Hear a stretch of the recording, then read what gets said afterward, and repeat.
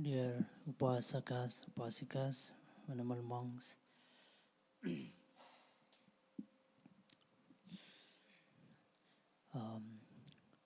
it's so nice to see all of you, all of us here, all the monks and all Upasakas, Upasikas, to come here, gather here, and sit peacefully and creating a good energy in this atmosphere here, in this room, and also sharing that energy with each other as well as with all the beings. And so this is something very great, very wonderful. As Buddha says that human life is Kicho Manusa Patilabo. Human life is very precious, very rare, Kicha. We don't get human life easily. But because we see the big number of 6 billion, we think it's so easy to get human life. But it's not. Compared to all the beings, the human number is very tiny, it's very less. Especially the lower world, the animal, the insect, the hell, the spirit. There the number is huge, it's in trillion, not just billion. And it's very easy for us to go down, forget about next life, just see this life, how easy it is for us to just go down in every way, whether health-wise or, emotional or financial or whatever, isn't it? We struggle so much to maintain a health, a stable relationship, finance, and peace in general. So that itself tells us how difficult it is. But nevertheless, there is always a way for us to go up and up. Always there is a way. And Dhamma is a way, is one of the way to take us up and up.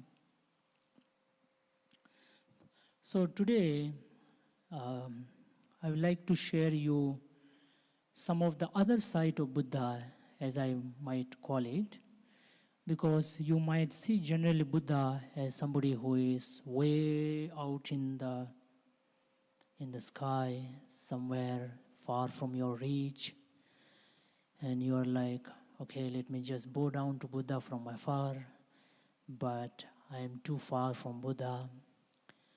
Or some of his teaching which talks more about inner and deeper self, deeper joy and other thing. So that's what you generally hear. But if you dig down in the Buddhist scripture, which is very vast, the Buddhist scripture runs into 50 volumes. It's very, very vast and very huge, and one of the most ancient one, 2,600 year old. We call it Tripitaka. So it has so many things there, There is history, there is culture, there is religion, there is health, there is happiness, there is everything. You name it, it is there. It has all the record of India in 6th century BC. What was India like? You get all of it, a lot of it. Because it kind of records the way it was, India at that time, whether it is religion, people, culture, food, custom, whatever, And it is there as it is. Good or bad, gray or white, or whatever it is. Everything is there. Whether it is Buddhist people who follow sort of Buddhism or who follow other thoughts, what are the weakness or strength or whatever you call it, everything is just there as a record. So today, some of the thing I chose, which in today's time is somewhat in the culture. So it's about food, travel, then too much talk, and then there is intolerance and ethics. So these are some of the things today I would like to touch upon. Right from the scripture, right? I'm not just making it up, right from the scripture, what actually Buddha said about food, travel, and too much talk, and so that's how I will go, and I will just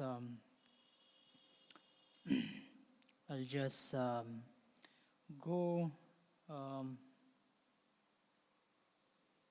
as it is written here in the scripture.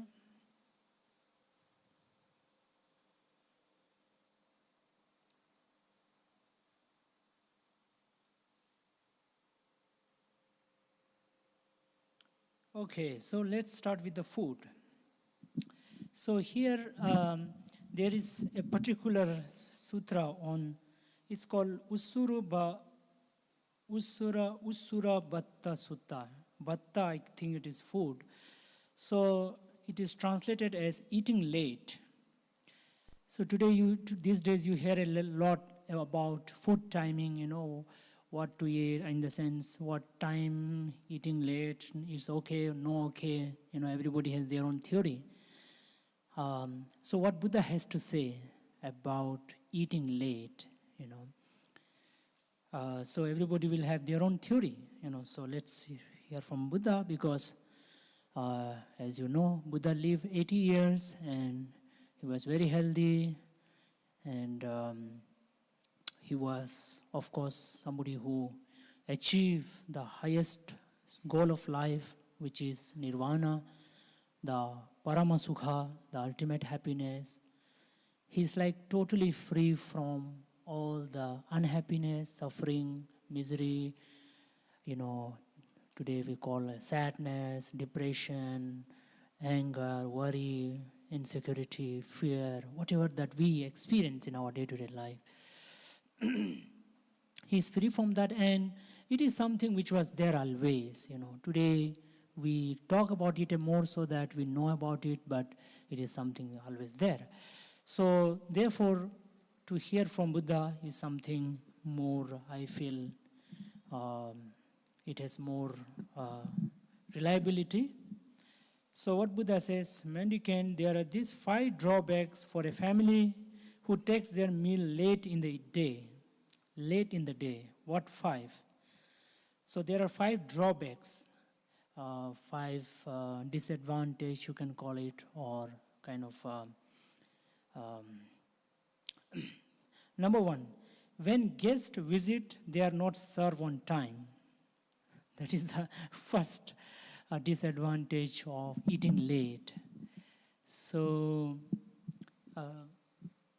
I think it also means to say that you don't have a time, for your food, so that if you have a specific time, then you can host your guest, But these days, maybe just, just order online. That option is there, I guess. So I don't know how far it is, but still, to have a time is something, I think, helpful. So you can serve the guest, and it is something blessing, to serve your guest with some food, fresh food, instead of ordering from online. These days you hear a lot about restaurant and not being so, clean. You get all the news, so it's better to cook in the home as much as you can, isn't it? So even the very popular restaurant, there is some issue there. So you can serve the guest, and it is a punya, right? It is a good karma to serve somebody, Buddha said, if everybody knows as much as I know the benefit of giving, then they would not eat. They would not eat without giving one morsel of food to somebody. That's what Buddha said. So it's always blessing to share. It gives you that sense of joy, happiness, and especially guests. So it is always great. Because you don't see them always. So when you see a guest and serve, it is a good experience. Otherwise, you all see your family members all the time, so maybe you're bored. So you see someone new and it's interesting and exciting. Maybe you go to their house, they come to your house. It's really good. It's really wonderful, right? Atithi Devo Bhava. You see, so that's how it is. The deities who accept spirit offerings are not served on time. So the devas, when you are offering something to the devas, in the name of some devas, so they don't get the food on time as well. Then they will be like, oh, these stupid people, they are not always on time. Let me just change my place.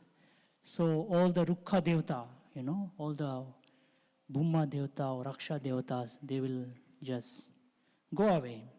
So you don't have the protection of Devatas. There are a lot of earth-bound gods, they are called. Bhumma Devata, they are called. So they are somebody who can protect us. They are very close to us. There are different levels of Devatas, but the Devatas who are at the down, at the ground, they would be protecting us. Ascetics and Brahmins who eat in one part of the day, abstaining from eating at night and from food at the wrong time, are not served on time. So, as you know, in Indian culture, there are ascetics and Brahmins. Some you call them samana or sadhus or some Brahmins, who live on bhiksha, right? Who live on. So if you don't prepare food on time, then when you go there, when they come, you don't have food to offer to them. So then you don't get the punya. Here, our monks, sometimes they went, nearby place. But when we go, they have no food prepared. Already still just now woke up. So then they give some other thing. So you can't give to them, So it's good to wake up early, prepare your food, do your thing is something very helpful. Bond servants, workers, and staff do their duties neglectfully. So if you have all the workers, other people in your home, so they also won't be disciplined, right? So I think food is something, it also creates a discipline in the home. That's what I can assume from what Buddha is saying. So your people, your staff, they are not sort of disciplined. So having a food time kind of discipline us, Like for the monks, we have a rule where we can just eat in the morning hour, not afternoon hour, not night. So, like we generally eat 6:30 breakfast and 11:30 lunch. That's the only two time. So for us, no matter what, we just sit for eating at lunch at 11:30, right? So I think if you have a time for food, it creates a discipline. And even if you are working in an office, let's say, if you have a time for your food, then you kind of just stop your work and just focus on the food. Because if you neglect your food timing, then you are biological clock also get confused and disturbed, And you think you are doing work which is important, of course important, but don't you think your health is also important? You see? And health also sort of impacts the mind, the peace of the mind, and also your overall discipline. So I think food is in some way kind of disciplines us, having a food proper timing, you see. So it kind of disciplines everybody in some way, I feel. So here workers, if you have workers or staff, they are starving, then they can't work properly. They don't have food and they are starving and hunger, and how can they work properly? So really we need to eat on time. A meal eaten during the wrong period is not nutritious. The most important part, the final part, because we all want our food to be nutritious, right? We eat for our health, for our good health. But if you are eating on the wrong time, it is not nutritious. It's something very important. And I think especially when you eat too late in the day, or too late in the night, is not at all advisable, not at all helpful. These are the 5 drawbacks for a family who takes their meals late in the day. Then the benefit, of course, Buddha just speaks the opposite. There are these 5 benefits for a family who takes their meal at a proper time. What 5? When guests visit, they are served on time. The deities who accept spirit offering are served on time. Ascetics and Brahmins who eat in one part of the day, abstaining from eating at night and from food at the wrong time, are served on time. Bond servant, workers and staff do their duties attentively. A meal eaten during the proper time, proper period is nutritious. These are the 5 benefits for a family who takes their meal at a proper time. And so this is with regard to time of food.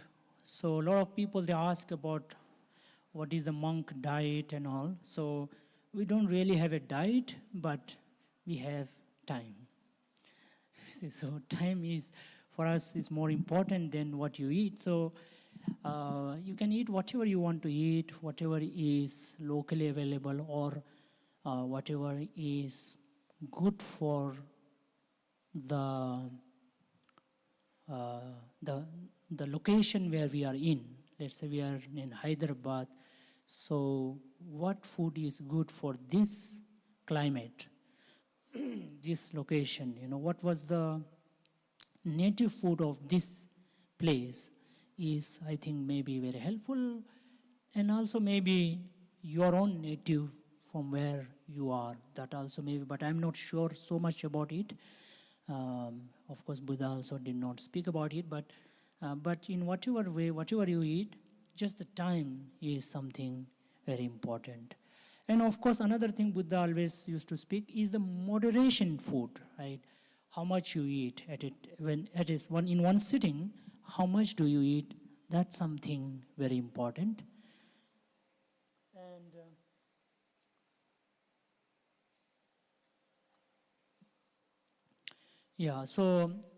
and also non-greed eating, which means we have that favorite dish, which we want to always eat. So what do you mean by favorite? It means that you are somewhat attached to that and you want to eat again and again. Then maybe it is not very healthy. You should have a wholesome and lot of items which are necessary. So this is with regard to food, and is something that is helpful for us and something that we need to take care, especially in today's time. I think as much less junk food is good, as much less outside food is good. More of the homemade food, घर के खाना, माँ की हाथ के खाना, So that's something is always great. So I think we have to do, okay, once in a while, some weekend or some other occasion is okay, but not always. Not too much unhealthy always, That's something we need to take care of the food. So next is travel. So maybe I'll just speak about the travel and then I kind of end my talk today.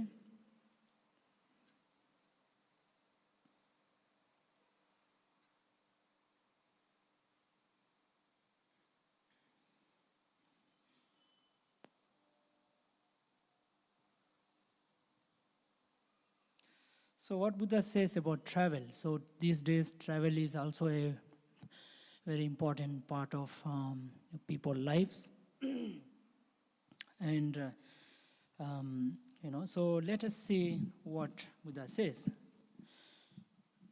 Mendicants, it's called Patama Diga Charika Sutta. Diga means dirga, long. Charika means travel. Mendicant, there are these 5 drawbacks for someone who likes long and aimless wandering. So important here is long and aimless. So you don't really have an aim of why you are traveling, and it is long. So if it is too long and it is no aim, just you are traveling, then there are some disadvantages. What are they? You don't learn new things. Right? You don't learn new things. So that's something to see. So I think it's good to have a plan, why you are traveling, where you are traveling, what are the things you are expecting from the travel, what you can learn. So that's something. So it's good to learn. So you learn a lot with traveling. But if you don't have a goal, then you don't learn. You don't clarify what you have learned. So you don't clarify what you learn. So you don't become clear whatever you have learned. You lack confidence in something you have learned. You lack confidence in something you have learned. So we learn something, then you are clear about it, then you are confident about something. But if you are keep on traveling and traveling and traveling without anything, then whatever you have learned, you will forget. So there is no any continuity, consistency, and commitment to whatever you are learning. You contract a severe illness, so you might become ill. You might get a big ill because you are maybe exposed to different climates, maybe, so that could be one of the reasons.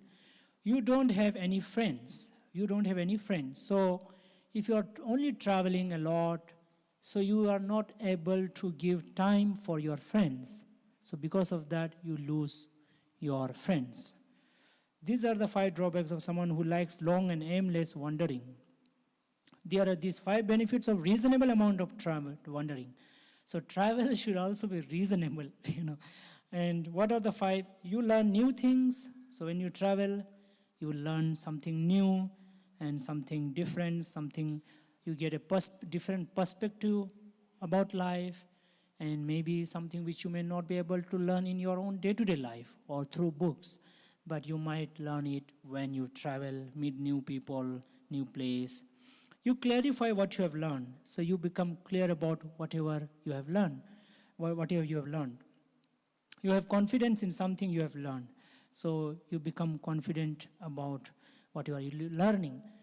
Let's say you learn something about, something, and then you go to some place, you meet people, then you already know a lot about that, and then you meet another person who is good in that, you meet them, then you really become more confident. Yeah, okay, it makes sense. Whatever I have learned, whatever I have knew, it is there on the ground. It is there, and then you become more confident. You don't contract severe illness, so you don't get sickness. Your health is also maintained, because if you travel too much aimlessly, then you might get sick. You have friends, so you will have friends. Maybe by traveling, you might make some good friends, and you might be able to give time to your friends as well. So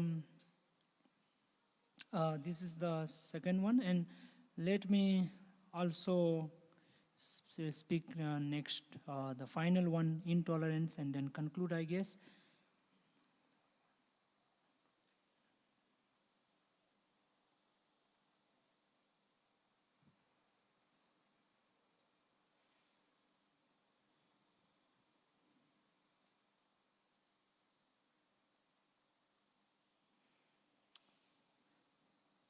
I think intolerance and travel has some connection, because when you travel with people and you a lot of time you will end up having some quarrel or some kind of argument with your co-traveler.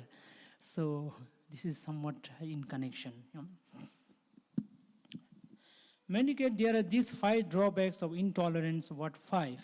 So if you're intolerant, 5 disadvantage, 5 dangers, you can call it dangers, or something that is not good. Most people find you unlikable and unlovable. Most people find you unlikable and unlovable. People will not like you, not love you, because you get easily irritated, easily angry. And a lot of people, they come and tell me, what should I do? I get easily irritated, So this is something, a reality of a lot of us. So that is one disadvantage. You have lots of enmity and many faults. So you have a lot of enemies, and then you do a lot of mistake because of, you have a lot of mistakes, a lot of this and that wrong that you end up doing. You feel lost when you die. So when you are dying, you don't die peacefully. You are just confused. So what's happening? You are totally lost where you're going. You don't know. You don't have clarity about your next life also. And this is very important. One of the important things is that the last moment, what we call the last chitta, last consciousness, Maranasana chitta, death proximate chitta, we call it. So that has a lot of say on your immediate next life. And when your body breaks up after death, you are reborn in a place of loss, a bad place, the underworld, hell. So you are born in a lower world. There is this animal world, the hell world, the spirit world, the ghostly world, very dark and dangerous world, very lot of sufferings. So now what is the advantage of tolerance? Khanti. As Buddha said, Khanti paramang tapotitikka. Patience is the highest tapasya. So if you want to do tapasya, be patient. Try to practice patience. Then you are already a tapasvi. You are already some tapasvi. What 5? Most people find you dear and lovable. So people love you. People want to be with you. Or you have good people around you.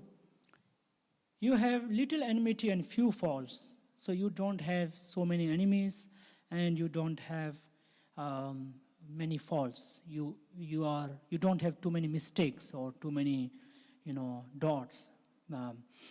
You don't feel lost when you die. So when you die, you are just peaceful. You just get a vision of your own next life. If you are going to be born in a human world, you may see some human realm, some people. If you are going to born in Deva world, you will see some Devas. So you will have a very peaceful nice kind of a death. You are not, while you are dying, you are not confused, and you are peace, you are not disturbed, and you are not afraid also. You're just not afraid, and you're just, okay, death comes, okay, come death. I knew you were anyway coming, so I'm there, take me wherever you want, so definitely you will go in a good world. And when your body breaks up after death, you are reborn in a good place, a heavenly realm. These are the 5 benefits. So after your death, you are born in a good place, what we call the Sugati. Sugati, or Sugati means there are 2, Dugati and Sugati. Sugati is a happy world, Dugati is a miserable world. So Sugati, there are actually 7. Human world is also considered Sugati, because in human world there is both happiness and misery also. But happiness is also there, and there are a lot of choice, whether you want to be happy or you want to be miserable. It's all your choice. But in the lower world, there is not much choice. You want to be happy, you just can't. Because your body and your circumstances, it's very difficult. Then there is 6 divine worlds, 6 Deva Loka, Chatu Maharajika, Yama, Tusita, Nimmanarati, Paranimita. So these 6 divine worlds are there, a different level of the world, so you will be born there, in one of those worlds, Then there are Brahma worlds also. 16 Brahma worlds. So there are many higher worlds. So it's all depend on how you act, So karma is very important. So morning till evening, you are doing something, You are listening something, speaking something, hearing something, physically doing something, acting, or... So you are doing karma from morning, you get up till evening, by body, speech, and mind. By body, speech, and mind. Through mind, you're thinking something good or bad, speech, good or bad, body, good or bad. So all this karma are accumulated, and at the end of your life, they are kind of accumulated, and they kind of decide your next life, you see. So we all want good next life, so we have to act good, and most important is tolerance and patience, So, and especially in today's time, so because our life is quite hectic. Morning you wake up and, you have to run here, run there in the traffic, and then go to the office, there's a deadline, and, all those things. So a lot of pressures are there, so a lot of patience is required, So it's a very big tapasya, So frustration comes, irritation comes, but you need to control it. You need to just tell yourself it's not good, Anger is not good. Intolerance is not good. Irritability is not good. So you have to just keep telling yourself. Sometimes just keep telling helps us. May not immediately, but in the long run, eventually, day by day, week by week, month by year, you will be more and more tolerant, patient, and doesn't matter. Actually, in most time, the issue is not really there. It's our ego and our ignorance. Our ego, our ignorance, and and our own restless mind makes our life very impatient, intolerant, irritable, frustrated. So it's something we can work on bit by bit, and that way we can be very tolerant. Yeah. Okay, so here this much for you to reflect upon for this week. So whatever has been said, try to reflect on, try to practice, and then gradually you will be able to make your mind more peaceful. So with this I conclude. Sadhu, sadhu, sadhu.